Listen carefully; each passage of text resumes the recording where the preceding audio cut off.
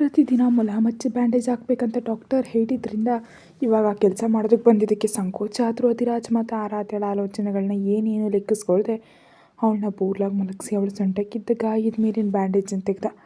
ಗಾಯ ಕಡಿಮೆಯಾದಂತೆ ಅನಿಸಿದ್ರು ಇನ್ನೂ ಹಸಿಯಾಗಿರೋದು ನೋಡಿ ಅಧಿರಾಜ್ ತನಗೇ ತಗಲ್ದಷ್ಟೇ ನೋವು ಪಟ್ಟ. ನೋವಿಗೆ ಅವಳು ಸಣ್ಣದಾಗ ಅತ್ತ ಕದಲ್ತಿದ್ರೆ ಅಧಿರಾಜ್ ಹಾರ್ಟ್ ಕೂಡ ಅಷ್ಟೇ ವೇಗವಾಗಿ ಹೊಡ್ಕೊಳ್ತಿತ್ತು. ಆರಾಧ್ಯ ಪಡೋ ಸಣ್ಣ ಕಷ್ಟವನ್ನು ಕೂಡ ಅವನು ತಡ್ಕೊಳೋದಕ್ಕೆ ಆಗ್ತಿರಲಿಲ್ಲ. ಮೆಲ್ಲಗೆ ಔಷಧಿ ಹಚ್ಚಿ ಬ್ಯಾಂಡೇಜ್ ಹಾಕ್ತ. ಅಧಿರಾಜ್ ಬ್ಯಾಂಡೇಜ್ ಹಾಕುವಾಗ ನೋವಿಗೆ ಸಣ್ಣದಾಗಿ ಕಿರಿಚ್ತಾರೆ ಇದ್ಲು ಆರಾಧ್ಯ. ಎಷ್ಟು ತಡ್ಕೊಳ್ಬೇಕು ಅಂದ್ಕೊಂಡ್ರು ನೋವು ನಿಲ್ಲದೇ ಇರೋದ್ರಿಂದ ಅವಳ ಕಣ್ಣುಗಳಿಂದ ನೀರು ಬಂದ್ಬಿಡ್ತು. ನೋವು ತಡ್ಕೊಳ್ಳಾರ್ದೆ ಅಧಿರಾಜ್ನ ತಳ್ಳಬೇಕಂದ್ಕೊಂಡು ಆರಾಧ್ಯ ಆದರೆ ಅಧಿರಾಜ್ ಅವಳನ್ನ ಹೆಚ್ಚಾಗಿ ಕದರಳು ಬಿಡದೆ ಒಂದು ಕೈಯಿಂದ ಗಟ್ಟಿಯಾಗಿ ಹಿಡ್ಕೊಂಡು ಇನ್ನೊಂದು ಕೈಯಿಂದ ಬ್ಯಾಂಡೇಜನ್ನು ಬದಲಾಯಿಸ್ದ. ಕೈಗಳನ್ನ ತೊಳ್ಕೊಂಡು ಆರಾಧ್ಯ ಪಕ್ಕದಲ್ಲಿ ಬಂದು ಕೂತ ಅಧಿರಾಜ್ ಮುಖದಲ್ಲಿ ಒಂದೇ ಬಾರಿಗೆ ಗಂಭೀರತೆ ಕಾಣಿಸೋದ್ರೊಂದಿಗೆ ಅವನ ಕಣ್ಣುಗಳನ್ನ ನೋಡಿ ಒಂದೇ ಬಾರಿ ಗಾಬರಿ ಬಂದ್ಬಿಟ್ಲು ಆರಾಧ್ಯ. ಏನೋ ಅಪಾಯ ಬರಲಿದೆ ಅಂತ ಅವಳ ಮನಸ್ಸು ಎಚ್ಚರಿಸ್ತು. ನಿಜಕ್ಕೂ ನನಗೆ ತಗಲ್ಬೇಕಾದ ಬುಲೆಟ್ಗೆ ನೀನು ಯಾಕೆ ಅಡ್ಡ ಬಂದೆ ಅಂತ ಸೀರಿಯಸ್ ಆಗಿ ಕೇಳ್ದ ಅಧಿರಾಜ್. ಅವನು ಕೇಳಿದ ಪ್ರಶ್ನೆಗೆ ಆರಾಧ್ಯ ಶಾಕ್ ಆದ್ಲು. ತಾನು ಆಸ್ಪತ್ರೆಯಲ್ಲಿ ಅಷ್ಟೊಂದು ವಿವರಣೆ ನೀಡಿದ ಮೇಲೂ ಅಧಿರಾಜ್ ಮತ್ತೆ ಈ ಪ್ರಶ್ನೆ ಕೇಳ್ತಾನೆ ಅಂತ ಆರಾಧ್ಯ ನಿರೀಕ್ಷಿಸಿರಲಿಲ್ಲ. ನಾನು ನಿಮ್ಗೆ ಆಸ್ಪತ್ರೆಯಲ್ಲೇ ಹೇಳಿದ್ನಲ್ಲ ಅಂತ ಅಧಿರಾಜ್ ಪ್ರಶ್ನೆಯಿಂದ ತಪ್ಪಿಸ್ಕೊಳ್ಳೋದಕ್ಕೆ ಪ್ರಯತ್ನಿಸಿದ್ಲು ಆರಾಧ್ಯ. ನನಗೆ ಬೇಕಾಗಿರೋದು ನೀನು ಹೇಳೋ ಸಾಹುಗಳಲ್ಲ, ನಿಜ ಮಾತ್ರ ಬೇಕು, ಸುಳ್ಳು ಬೇಡ. ಆ ನಿಜ ನೀನು ಬಾಯಿಂದ ಮಾತ್ರ ಕೇಳಬೇಕು ಅಂದ್ಕೊಂಡಿದ್ದೀನಿ ಅಂತ ಆರಾಧ್ಯ ನಡವಳಿಕೆ ಕಿರಿಕಿರಿ ತರಿಸಿದ್ರಿಂದ ಬೇಸರದಿಂದ ಅಂದ. ನಾನು ನಿಜಾನೇ ಹೇಳ್ತಿದ್ದೀನಿ ಅಂತ ಏನು ಅನ್ನೋದಕ್ಕೆ ಹೋದ ಆರಾಧ್ಯಾಗೆ, ಇವಾಗ ನಿನಗೆ ಆ ಬುಲೆಟ್ ಗಾಯ ಇಲ್ಲದೆ ಹೋಗಿದ್ರೆ ನಿನ್ನಿಂದ ಹೇಗೆ ನಿಜ ತರಿಸ್ಬೇಕಂತ ನಂಗೆ ಚೆನ್ನಾಗಿ ಗೊತ್ತಿತ್ತು. ಕೇವಲ ಅದಕ್ಕೋಸ್ಕರವೇ ನೀನು ಎಷ್ಟು ಮಾತಾಡ್ತಿದ್ರು ನೋಡಿ ಸುಮ್ಮನಿದ್ದೀನಿ ಅಂತ ತಣ್ಣನೆ ಧ್ವನಿಯಲ್ಲಂದ ಅಧಿರಾಜ್ ಆರಾಧ್ಯಳನ್ನು ನೇರವಾಗಿ ನೋಡ್ತಾ. ಆ ಜಾಗದಲ್ಲಿ ನೀವಲ್ಲದೆ ಕಾವ್ಯ ಇದ್ದರೂ ನಾನು ಹಾಗೆ ಪ್ರತಿಕ್ರಿಯಿಸ್ತಿದ್ದೆ ಅಂತ ಹೇಳುತ್ತಿರುವಾಗಲೇ ಅವಳು ಮಾತು ಮುಗಿಯೋ ಮುನ್ನವೇ ಆ ಮಾತಿಗೆ ಅಧಿರಾಜ್ನಲ್ಲಿ ಕೋಪ ಕಟ್ಟೆ ಹೊಡಿತು. ಕೆಂಪುಗಾದ ಕಣ್ಣುಗಳಿಂದ ಅವಳ ಹೆಗಲನ್ನು ಗಟ್ಟಿಯಾಗಿಡ್ದು ಅಲುಗಾಡಿಸ್ತಾ, ಸುಳ್ಳು ಹೇಳ್ಬೇಡ ಆರಾಧ್ಯ, ಕಾವ್ಯ ನಾನು ಒಂದೇ ಅಲ್ಲ ತಾನೇ, ಹಾಗಿರುವಾಗ ನನ್ನನ್ನು ಯಾಕೆ ಕಾಪಾಡ್ಬೇಕು ಅಂದ್ಕೊಂಡೆ ಅಂತ ನಿಜ ಹೇಳು. ನಾನು ಏನಾಗೋದ್ರೆ ನಿನಗೆ ಯಾಕೆ, ನಾನಂದರೆ ನಿನಗೆ ಇಷ್ಟ ಇಲ್ಲ ತಾನೇ ಅಂತ ನೇರವಾಗಿ ಕೇಳ್ದ. ಅವನು ಕೋಪಕ್ಕೆ ಒಂದು ಕಡೆ ಹೆದರ್ತಲೆ ಇನ್ನೊಂದು ಕಡೆ ಕಾಲನ್ನು ಮುಚ್ಚಿಡ್ತಾ, ಅಧಿರಾಜ್ ಅವರೇ, ಅದು ಅಲ್ಲ, ನಿಜಕ್ಕೆ ನಿಮ್ಮ ಜಾಗದಲ್ಲಿ ಇನ್ನೊಬ್ಬರಿದ್ರು ಅಂತ ಹೇಳ್ತಿದ್ದ ಅವಳ ಮಾತುಗಳಿಗೆ ತಡೆ ಒಡ್ಡುತ್ತಾ, ಇನ್ನೊಬ್ಬರಿಗಾಗಿ ನಿನ್ನ ಪ್ರಾಣವನ್ನು ಪಣಕ್ಕಿಡೋ ಅಷ್ಟು ಅಮಾಯಕಿ ಅಲ್ಲ ನೀನು, ಸುಳ್ಳುಗಳು ಹೇಳಿದೆ, ನಿಜ ಹೇಳ ಆರಾಧ್ಯ ಅಂತ ಗಟ್ಟಿಯಾಗಿ ಕಿರಿಚ್ದ ಅಧಿರಾಜ್. ಆ ಕಿರುಚಾಟಕ್ಕೆ ಗಾಬರಿಯಾಗಿ ತನ್ನ ಮಾತುಗಳನ್ನ ಬಾಯಲ್ಲೇ ನುಂಗ್ಬಿಟ್ಲು ಆರಾಧ್ಯ. ಅವಳು ತಡಬಡಿಸೋದನ್ನು ನೋಡಿ ಅವಳಲ್ಲಿ ಇನ್ನಷ್ಟು ಒತ್ತಡ ಹೆಚ್ಚಾಗುವಂತೆ ಅವಳ ಕಣ್ಣುಗಳಲ್ಲಿ ನೇರವಾಗಿ ನೋಡ್ತಾ, ಹೇಳು, ನಿಜ ಮಾತ್ರ ಹೇಳು, ನಿನ್ನ ಮನಸ್ಸಿನಲ್ಲಿರೋದು ನಾನು ಮಾತ್ರ ತಾನೇ, ನನಗೆ ಬಿಟ್ಟು ಇನ್ನೊಬ್ರಿಗೆ ಜಾಗ ಇಲ್ಲ ತಾನೇ ಅಂತ ಆಸೆಯಿಂದ ಕೇಳ್ದ ಅಧಿರಾಜ್. ಅಷ್ಟುವರೆಗೂ ಅವನು ತಂದು ಒತ್ತಡ ಅವಳಿಗೆ ಕಾಣಿಸ್ತಿಲ್ಲ, ಕೇವಲ ಅವನ ಕಣ್ಣುಗಳಲ್ಲಿನ ಬೇಸರ ಮಾತ್ರ ಅವಳಿಗೆ ಕಾಣಿಸ್ತಿತ್ತು. ಅವನು ಗಂಟಲಿಗೆ ಬೇಸರ ಅನಿಸಿ ಒಂದೇ ಬಾರಿ ಅವನಿಂದ ಬಿಡಿಸ್ಕೊಳ್ಳೋದಕ್ಕೆ ಪ್ರಯತ್ನಿಸ್ತಾ, ನಾನು ಕೆಟ್ಟು ಹೋದ ಹೆಣ್ಣು ಅಂತ ಅತಿ ಕಷ್ಟದಿಂದ ನೋಡಿದ್ಲು ಆರಾಧ್ಯ. ಆ ಒಂದೇ ಮಾತಿನಲ್ಲಿ ಇಷ್ಟು ದಿನಗಳ ಕಾಲ ಅವಳ ಮನಸ್ಸು ಅನುಭವಿಸಿದ ವೇದನೆಯೆಲ್ಲ ಅರ್ಥ ಮಾಡಿಕೊಂಡ ಅಧಿರಾಜ್ ಇದ್ದಕ್ಕಿದ್ದಂತೆ ಅವಳನ್ನ ತನ್ನ ಹತ್ತಿರಕ್ಕೆ ಎಳೆದಪ್ಪಿಕೊಂಡು, ಆ ವಿಷಯದ ಬಗ್ಗೆ ನಾನು ನಿನ್ನ ಕೇಳಲಿಲ್ಲ ತಾನೇ, ನೀನು ನನ್ನನ್ನು ಪ್ರೀತಿಸ್ತಿದೆಯಾ ಇಲ್ವಾ, ಅದನ್ನು ಮಾತ್ರ ನನಗೆ ಹೇಳು ಅಂತ ಕೇಳಿದ ಅಧಿರಾಜ್. ಅವನ ಮಾತುಗಳಿಗೆ ಅಷ್ಟರಲ್ಲಿ ಅವಳ ಕಣ್ಣುಗಳಲ್ಲಿ ನೀರು ತುಂಬಿ ಬಂದವು. ಇಲ್ಲ ಅಂತ ಹೇಳಬೇಕಂದ್ಕೊಂಡ್ರು ಮನಸ್ಸಿನೊಳಗಿನ ಬೇಸರ ಸುಳಿ ತಿರುಗ್ತಿರೋದ್ರಿಂದ ಹೇಳೋದಕ್ಕಾಗಲಿಲ್ಲ. ಇಲ್ಲಿಯವರೆಗೆ ನಾನು ನಿಮ್ಮೊಂದಿಗೆ ನಿಮ್ಮ ಪ್ರೀತಿಯಲ್ಲಿ ಪ್ರತಿ ಕ್ಷಣವೂ ಪ್ರಾಮಾಣಿಕವಾಗಿ ಇದ್ದೆ ಅಧಿರಾಜ್, ಆದರೆ ಒಂದೇ ಘಟನೆ ನನ್ನ ಜೀವನವನ್ನು ನನಗಿಲ್ದಂತೆ ಮಾಡ್ತು. ಯಾವುದೇ ನನ್ನ ಪ್ರಮೇಯ ಇಲ್ಲದೆ ನಡೆದ ತಪ್ಪಿಗೆ ನಾನು ಶಿಕ್ಷೆ ಅನುಭವಿಸ್ತಿದ್ದೀನಿ. ನಾನು ಮಲಿನವಾಗೋದೆ ಅಧಿರಾಜ್, ನಾನು ಮಲಿನವಾಗೋದೆ ಅಂತ ಬೋರ್ಗರೆದ ಅಳ್ತಾ ಇಷ್ಟು ದಿನಗಳ ಕಾಲ ಮನಸ್ಸಿನಲ್ಲಿ ಬಚ್ಚಿಟ್ಟಿದ್ದ ಬೇಸರವನ್ನು ಕಣ್ಣೀರಿನ ರೂಪದಲ್ಲಿ ಹೊರ ಹಾಕ್ತಾ ಅವನ ಎದೆ ಮೇಲೆ ವಾಲ್ಬಿಟ್ಲು ಆರಾಧ್ಯ. ನಿಜವಾಗಿಯೂನಾ ಅನ್ನುತ್ತಾ ಅವಳನ್ನ ಗಟ್ಟಿಯಾಗಿ ಒಪ್ಕೊಂಡು ಕೇಳ್ದ ಅಧಿರಾಜ್. ಇಷ್ಟು ದಿನ ಪಟ್ಟ ಟೆನ್ಷನ್ ಎಲ್ಲ ಹೋಗಿ ತಾನು ಕಾಯ್ತಿದ್ದ ಉತ್ತರ ಸಿಕ್ಕಂತಾಗಲು ರಿಲ್ಯಾಕ್ಸ್ ಆಗಿ ಫೀಲ್ ಆದ ಅಧಿರಾಜ್. ನನಗೆ ನಿಮ್ಮ ಮೇಲೆ ಪ್ರೀತಿ ಇರಬಹುದು, ಆದರೆ ನಿಮ್ಮ ಲೈಫ್ನಲ್ಲಿರೋ ಅರ್ಹತೆ ನನಗಿಲ್ಲ ಅಂತ ಹೇಳ್ತಿದ್ದ ಅವಳನ್ನ ಮಾತಾಡೋದಕ್ಕೆ ಬಿಡದೆ ಗಟ್ಟಿಯಾಗಿ ಒಪ್ಕೊಂಡು ತನ್ನ ತುಟಿಗಳಿಂದ ಅವಳ ತುಟಿಗಳನ್ನ ಮುಚ್ಚಿಬಿಟ್ಟ. ಇಷ್ಟು ದಿನ ಪಟ್ಟಂಥ ಬೇಸರ ಭಯ ಎಲ್ಲ ಮುತ್ತಿನಲ್ಲಿ ತೋರಿಸ್ತಿದ್ದಾನೆ ಅಧಿರಾಜ್. ಒಂದು ಕೈ ಆರಾಧ್ಯ ಸೊಂಟದ ಮೇಲೆ, ಇನ್ನೊಂದು ಕೈ ಅವಳ ತಲೆ ಹಿಂಭಾಗದಲ್ಲಿಟ್ಟು ತುಂಬ ಆಳವಾಗಿ ಮುತ್ತಿರ್ತಾ ಇದ್ದೇನೆ ಅಧಿರಾಜ್. ಆದರೆ ಇವೆಲ್ಲ ಇಷ್ಟವಿಲ್ಲದ ಆರಾಧ್ಯ ಅವನ್ನ ದೂರ ಸರಿಸೋದಕ್ಕೆ ತಡ್ತಾ ಪ್ರಯತ್ನ ಮಾಡ್ತಿದ್ದಾಳೆ. ಅವಳನ್ನು ದೂರ ತಳ್ತಿದ್ದಷ್ಟು ಇನ್ನೂ ಗಟ್ಟಿಯಾಗಿ ತನ್ನ ಹತ್ರ ಕಪ್ಕೊಳ್ತಿದ್ದಾನೆ. ಆ ಮುತ್ತಿನಲ್ಲಿ ಕಾಮ ಏನೇನಿರಲಿಲ್ಲ. ತಾನು ಬಯಸಿದ ನಿಧಿ ತನಗೆ ಸಿಕ್ತು ಎಂಬ ಆನಂದ, ಆತುರ ಎಲ್ಲವೂ ಬೆರೆತ ಭಾವನೆಯಲ್ಲಿದ್ದ ಅಧಿರಾಜ್ ಒಂದು 10 ನಿಮಿಷಗಳನ್ನ ನಿಧಾನವಾಗಿ ಬಿಟ್ಟು ಹಣಿ ಮೇಲೆ ಮುತ್ತಿಟ್ಟು, ನನ್ನ ಪ್ರಾಣಕ್ಕಿಂತ ಪ್ರಾಣ ಅದು ನಿನ್ನ ಕಳ್ಕೊಳ್ಳೋದಕ್ಕೆ ಹೋಲಿಸಿದ್ರೆ ಇವೆಲ್ಲ ನಿಜಕ್ಕೂ ಲೆಕ್ಕಕ್ಕೆ ಬರೋದಿಲ್ಲ. ನನಗೆ ಬೇಕಾಗಿರೋದು ನೀನು ಆರಾಧ್ಯ, ನೀನು ಮಾತ್ರ ಅಂತ ಭಾವುಕನಾಗಂದ ಅಧಿರಾಜ್. ಆ ಮಾತಿಂದ ಆರಾಧ್ಯಗೆ ಹೊಸ ಜೀವನ ಉಸಿರು ಪಡ್ಕೊಂಡಂತನಿಸಿ ಮನಸ್ಸೆಲ್ಲ ಸಂತೋಷದಿಂದ ತುಂಬೋಯ್ತು. ಆದರೆ ಅಷ್ಟರಲ್ಲೇ ವಾಸ್ತವದ ನೆನಪಾಗ ಅವಳ ಹೃದಯ ಭಾರವಾಗೋಯ್ತು. ಅಧಿರಾಜಾಗಿ ಮಾತಾಡ್ತಾನೆ ಅಂತ ಊಹಿಸದ ಆರಾಧ್ಯ ಕಣ್ಣೀರು ತುಂಬಿದ ಕಣ್ಣುಗಳಿಂದ ಅವನ ಕಡೆ ಆರಾಧನೆಯಿಂದ ನೋಡಿದ್ಲು. ಅವನ ಕಣ್ಣುಗಳಲ್ಲೂ ಅಷ್ಟರಲ್ಲಿ ನೀರು ತುಂಬಿದ್ವು. ಮತ್ತು ಗಟ್ಟಿಯಾಗಿ ಅವಳನ್ನ ತೋಳ್ನಲ್ಲಿ ಅಪ್ಕೊಂಡು ಅಧಿರಾಜ್ ಕಣ್ಣುಗಳಿಂದ ಸುರಿದ ಕಣ್ಣೀರು ಅವಳ ಕೆನ್ನೆಯನ್ನು ಕೂಡ ಒದ್ದೆ ಮಾಡಿದ್ವು. ಅವರಿಬ್ಬರ ನೋಟಗಳು ಒಂದಾಗಲು ಮನಸ್ಸೆಲ್ಲ ಆನಂದದಿಂದ ತುಂಬಿ ಹೋದ ಅಧಿರಾಜ್ ಪ್ರೀತಿಯಿಂದ ಅವಳ ತಲೆ ಸವರ್ತ ಬಂಗಾರ ಅಂತ ಪ್ರೀತಿಯಿಂದ ಕರೆದ. ಅಷ್ಟರವರೆಗೂ ಅವನಿಂದ ದೂರ ಸರಿಬೇಕಂದ್ಕೊಂಡಿದ್ದ ಆರಾಧ್ಯ ಆ ಒಂದೇ ಕರೆಯಲ್ಲಿ ತನ್ನ ತಿಳಿಯದೆ ಅವನ 2 ಕೈಗಳಿಂದ ಬಿಗಿಯಾಗಿ ಹಿಡಿದು ಎದೆಯಲ್ಲಿ ತಲೆ ಮುಚ್ಚಿಟ್ಕೊಂಡ್ಬಿಟ್ಲು. ಆ ಘಟನೆಯಿಂದ 2 ಮನಸ್ಸುಗಳ ನಡುವಿನ ದೂರ ಕರಕ್ಕೆ ಹೋಗಲು ಆನಂತರದ 2 ದಿನಗಳು ಆರಾಧ್ಯ ವಿಶ್ರಾಂತಿಯೊಂದಿಗೆ ಅಧಿರಾಜ್ನ ಅತಿ ಹೆಚ್ಚಿನ ಪ್ರೀತಿ ಮತ್ತು ಸೇವೆಯೊಂದಿಗೆ ಕಳೆದು ಹೋಯಿತು. ಆರಾಧ್ಯ ತಾನು ಅವನಿಗೆ ಸರಿ ಹೊಂದೋದಿಲ್ಲ, ತಮ್ಮ ದಾರಿಗಳು ಬೇರೆ ಅಂತ ಯೋಚಿಸ್ದಾಗಲೆಲ್ಲ ಅಧಿರಾಜ್ ತನ್ನ ಪ್ರೀತಿಯಿಂದ ಅವಳ ಆಲೋಚನೆಗಳು ತಪ್ಪು ಅಂತ ಸಾಬೀತುಪಡಿಸ್ತಾನೇ ಇದ್ದ. ಒಂದು ದಿನ ಅಧಿರಾಜ್ ಸ್ಟಡಿ ರೂಮ್ನಲ್ಲಿ ಇದ್ದ ಸಮಯದಲ್ಲಿ ಸೋಫಾದಲ್ಲಿ ಕೂತು TV ನೋಡ್ತಿದ್ದ ಆರಾಧ್ಯ ಹತ್ರ ಬಂದ ಸಾವಿತ್ರಿ ಅವಳ ಕೈಯಲ್ಲಿ ರಾಗಿ ಗಂಜಿ ಪೌಲಿಟ್ಲು. ಪ್ರತಿದಿನ ಇದನ್ನೇ ತಿಂದರೆ ನಿಮ್ಮ ಸರ್ ಆಸ್ತಿಗಳೆಲ್ಲ ಏನಾಗಬೇಕು ಅಂತ ವ್ಯಂಗ್ಯವಾಗಿ ಕೇಳಿದ್ಲು ಆರಾಧ್ಯ. ಕೆಲವು ದಿನಗಳು ಇದನ್ನು ಕುಡಿದ ತಕ್ಷಣಕ್ಕೆ ಆಸ್ತಿಗಳಿಗೆ ಬರೋ ನಷ್ಟ ಏನೂ ಇಲ್ಲ ಮೇಡಮ್, ನಾವು ಏನೇ ಮಾಡಿದ್ರು ನಿಮ್ಮ ಆರೋಗ್ಯಕ್ಕೋಸ್ಕರವೇ ತಾನೇ, ಕುಡೀರಿ ಅಂತ ಅಭಿಮಾನದಿಂದಲೇ ಅಂದ್ಲು ಸಾವಿತ್ರಿ. ನಿಜಾನೇ ಬಿಡು, ಇನ್ನು ಕೆಲವು ದಿನಗಳು ನಾನು ಹೀಗೆ ಇದನ್ನೇ ಕುಡಿದ್ರೆ ನಿಮ್ಮ ಸರ್ ಇನ್ನೊಂದು 2 ಬಿಲ್ಡಿಂಗ್ ಕಟ್ಟಿಬಿಡ್ತಾರೆ ಅಂತ ಅವಳ ಕಡೆ ನೋಡಿ ನಗ್ತಾ ನಿಧಾನವಾಗಿ ಬೌಲ್ ಖಾಲಿ ಮಾಡಿದ್ಲು ಆರಾಧ್ಯ. ಅದೇ ಸಮಯದಲ್ಲಿ ಹೊರಗೆ ಬಂದ ಅಧಿರಾಜ್ ನೇರವಾಗಿ ಸೋಫಾದಲ್ಲಿ ಕೂತು ಅವಳನ್ನ ತನ್ನ ಮಡಿಲಿಗೆ ಎಳ್ಕೊಂಡ. ಅದನ್ನು ನೋಡಿ ಶಾಕ್ ಆದ ಸಾವಿತ್ರಿ ತಕ್ಷಣವೇ ಮುಸಿ ಮುಸಿ ನಗ್ತಾ ಅಲ್ಲಿಂದ ಬೇಗನೆ ಹೊರಟೋದ್ಲು. ಅಯ್ಯೋ ಅಧಿರಾಜ್, ಏನು ಮಾಡ್ತಿದ್ದೆ ನೀನು?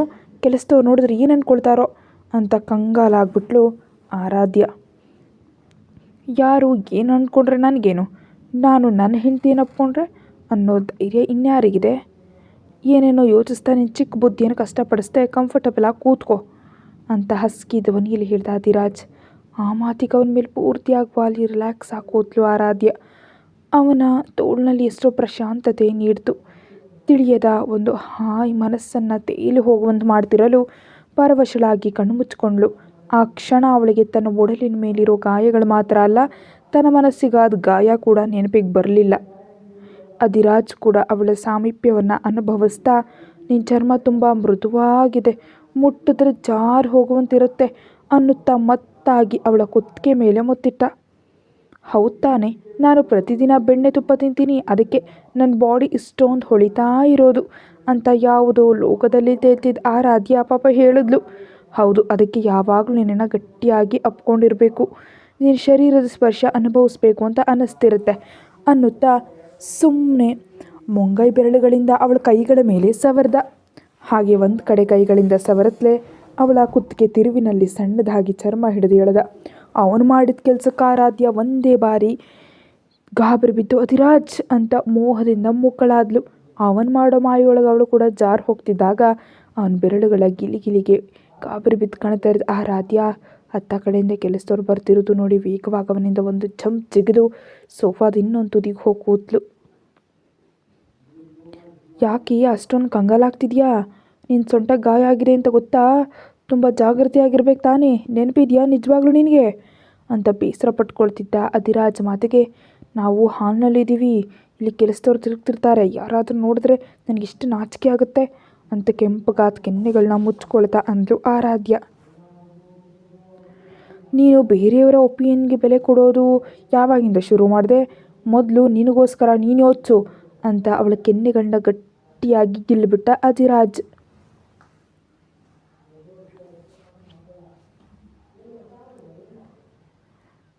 ಅಯ್ಯೋ ಎಷ್ಟು ಗಟ್ಟಿಯಾಗಿ ಚುಟ್ಟಿದ್ರಿ ಗೊತ್ತಾ ಅಂತ ಕೆನ್ನೆ ಮೇಲೆ ಕೈ ಇಟ್ಕೊಂಡು ಮುದ್ದಾಗಂದ್ಲು ಆರಾಧ್ಯ. ಅದು ನನ್ನ ತಪ್ಪಲ್ಲ, ನಾಚಿಕೆಯಿಂದ ಕೆಂಪಗಾದ ನಿನ್ನ ಕೆನ್ನೆಗಳು ತಪ್ಪು ಅಂತ ತುಂಟತನದಿಂದ ಕಣ್ಣು ಹೊಡೆದ ಅಧಿರಾಜ್. ಆ ಮಾತಿಗೆ ಆರಾಧ್ಯ ಕೆನ್ನೆಗಳು ಮಂದಾರದ ಹೂವಿನಂತೆ ಕೆಂಪಗಾದವು. ಅವನ ಕಣ್ಣುಗಳಲ್ಲಿ ಕಾಣಿಸ್ತಿದ್ದ ತುಂಟಾಟಕ್ಕೆ ನಾಚಿಕೆಯಿಂದ ಅವನ ಎದೆಯಲ್ಲಿ ಮುಖ ಮುಚ್ಚಿಟ್ಕೊಂಡ್ಳು. ಅವಳ ಮುಖದಲ್ಲಿ ಕಾಣಿಸ್ತಿದ್ದ ಪುಟ್ಟ ನಾಚಿಕೆಯನ್ನು ಮೈ ಮರೆತು ಹಾಗೆ ನೋಡ್ತಾ ನಿಂತುಬಿಟ್ಟ ಅಧಿರಾಜ್.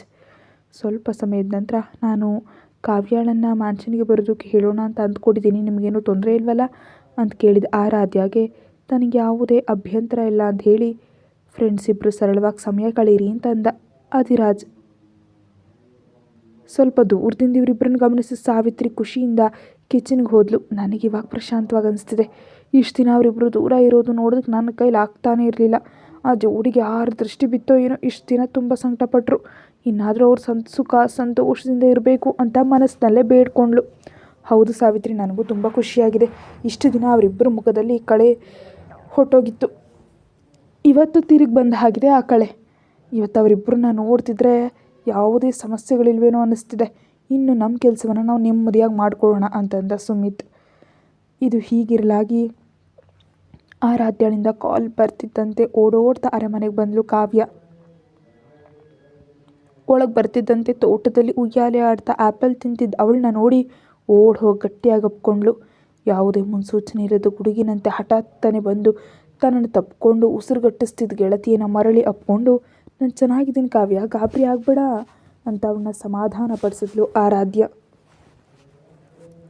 ಸ್ವಲ್ಪ ಸಮಯದ ನಂತರ ಅವಳನ್ನ ಬಿಟ್ಟು, ಬುದ್ಧಿ ಇದೆಯಾ ನಿನಗೆ?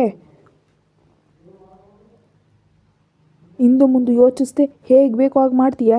ನಿನಗೇನಾದರೂ ಆಗಿದ್ರೆ ಪರಿಸ್ಥಿತಿ ಏನು? ಖಳಮುಖದವಳೆ ಅಂತ ಕೋಪ ಮಾಡಿಕೊಂಡ್ಳು ಕಾವ್ಯ. ಅಲ್ಲಿದ್ದದ್ದು ನನ್ನ ಪ್ರಾಣ ಕಣೆ, ನನ್ನ ರಾಕ್ಷಸ. ಪ್ರಾಣಾಪಾಯದಲ್ಲಿದ್ದರೆ ಅಡ್ಡ ಬರದೆ ಹೇಗಿರೋದಕ್ಕೆ ಸಾಧ್ಯ ಹೇಳು? ಇವಾಗೆಲ್ಲ ಸರಿಯಾಗಿದೆ ಅಲ್ವಾ? ಆಫೀಸ್ ವಿಷಯಗಳೇನು ಅಂತ ವಿಷಯವನ್ನು ಡೈವರ್ಟ್ ಮಾಡೋದಕ್ಕೆ ಪ್ರಯತ್ನಿಸಿದ್ಲು ಆರಾಧ್ಯ. ಏನೇ ದೆವ್ವದ ಮುಖದವಳೆ, ನಿನ್ನ ನಾಟಕಗಳೆಲ್ಲ ನನಗೆ ಗೊತ್ತು. ಬುಲೆಟ್ ಎಲ್ಲಿ ತಗಲ್ತು ಅಂತ ತೋರಿಸು ಅಂತ ಆರ್ಡರ್ ಹಾಕಿದ್ಲು ಕಾವ್ಯ. ಇಲ್ಲಿ ತಗಲ್ತು ಅಂತ ಮೆಲ್ಲನೆ ಟೀ ಶರ್ಟ್ ಮೇಲೆತ್ತಿ ಸೊಂಟದ ಹಿಂಭಾಗವನ್ನು ತೋರಿಸಿದ್ಲು ಆರಾಧ್ಯ. ಸ್ವಲ್ಪ ಜಾಗೃತಿಯಾಗಿರ್ಬೇಡ್ವಾ ಮಾರಾಯ್ತಿ ಅಂತ ಹೇಳ್ತಿದ್ದ ಅವಳಿಗೆ, ಅದಾಗಲೇ ಕಡಿಮೆ ಆಗಿದೆ ಕಣೆ, ಆದರೆ ಕೆಲವು ದಿನಗಳು ರೆಸ್ಟ್ ತೊಗೊಂಡ್ರೆ ಒಳ್ಳೆಯದು ಅಂತ ಇಲ್ಲೇ ಉಳ್ಕೊಂಡೆ ಅಂತಂದ್ಲು ಆರಾಧ್ಯ. ಸರಿ ಸರಿ, ಒಳಗೆ ಹೋಗೋಣ ನಡಿ ಅಂತ ಅವಳ ಜೊತೆ ಒಳಗೆ ಬರ್ತಿದ್ದ ಆರಾಧ್ಯಾಗೆ ರಾಗಿ ಗಂಜಿ ಬೌಲ್ ಹಿಡಿದು ಎದುರಾದ್ಲು ಸಾವಿತ್ರಿ.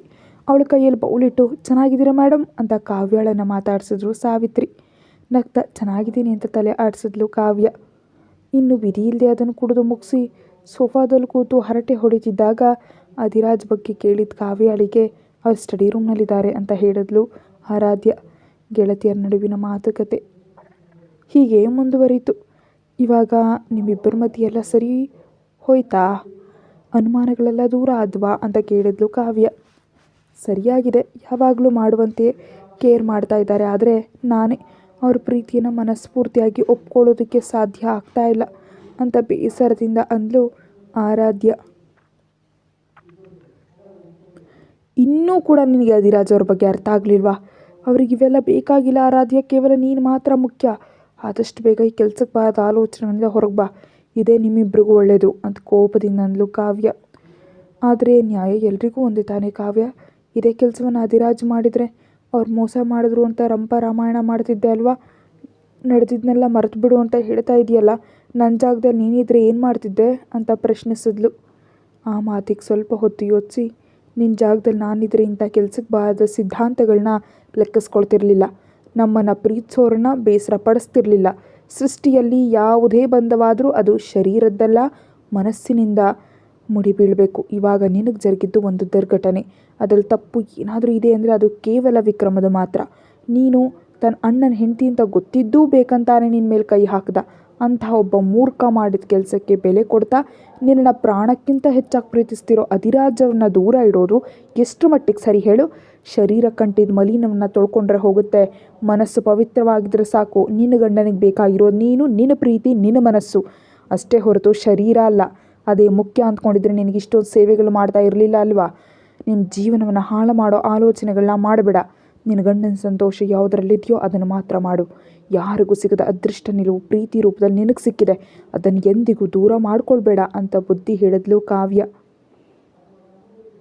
ಫ್ರೆಂಡ್ಸ್ ಇಬ್ಬರು ಮಾತಿನಲ್ಲಿ ಎಷ್ಟು ಮುಳುಗಿ ಹೋಗಿದ್ದಾರೆ ಅಂದರೆ ಅಧಿರಾಜ್ ಬಂದು ಹೋದ ವಿಷಯ ಕೂಡ ಅವರಿಗೆ ತಿಳಿಯಲಿಲ್ಲ. ಎಷ್ಟೋ ವರ್ಷಗಳ ನಂತರ ಒಂದು ಭೇಟಿಯಾದ ಸ್ನೇಹಿತರಂತೆ ಮಾತಾಡ್ತಾನೇ ಇದ್ದರು. ಸ್ವಲ್ಪ ಸಮಯದ ನಂತರ ಅಲ್ಲಿಗೆ ಬಂದು ಅಧಿರಾಜ್ನ ವಿಶ್ ಮಾಡಿ ಹೊರಡಲು ಸಿದ್ಧವಾದ ಕಾವ್ಯಾಳನ್ನು ಡಿನ್ನರ್ ಮುಗಿಸ್ಕೊಂಡು ಹೋಗುವಂಥ ಹಠ ಹಿಡಿದ್ಲು ಆರಾಧ್ಯ. ಆದರೆ ಅಧಿರಾಜ್ ಏನಂತಾನೋ ಅಂತ ಭಯಪಟ್ಟರು. ಆರಾಧ್ಯ ಅಧಿರಾಜ್ನ ನೋಡಿ, ನೀವಾದರೂ ಹೇಳಿ, ಇನ್ನು ಸ್ವಲ್ಪ ಹೊತ್ತು ಇರೋದಕ್ಕೆ ಹೇಳಿ ಅಂತ ಕರುಣೆಯ ಮುಖ ಮಾಡಿದ್ಲು. ಅವಳ ನಾಟಕಗಳಿಗೆ ಒಳಗೊಳಗೆ ನಗ್ತಿದ್ದ ಅಧಿರಾಜ್, ಊಟ ಮುಗಿದ ಮೇಲೆ ಡ್ರೈವರ್ ಬಿಟ್ಟು ಬರ್ತಾರೆ, ಕೂತ್ಕೋ ಅಂತ ಹೇಳ್ದ. ಆ ಮೂವರು ಮಾತಾಡ್ತಿದ್ದ ಸಮಯದಲ್ಲಿ ಅಲ್ಲಿಗೆ ಬಂದ ಮೋಹಿತ್. ಅವನ್ನ ನೋಡಿದ ತಕ್ಷಣವೇ ನಡೆದಂಥ ಘಟನೆ ನೆನಪಿಗೆ ಬಂದು ಗಡಗಡ ನಡಗು ಹೋಗ್ಬಿಟ್ಲು ಆರಾಧ್ಯ.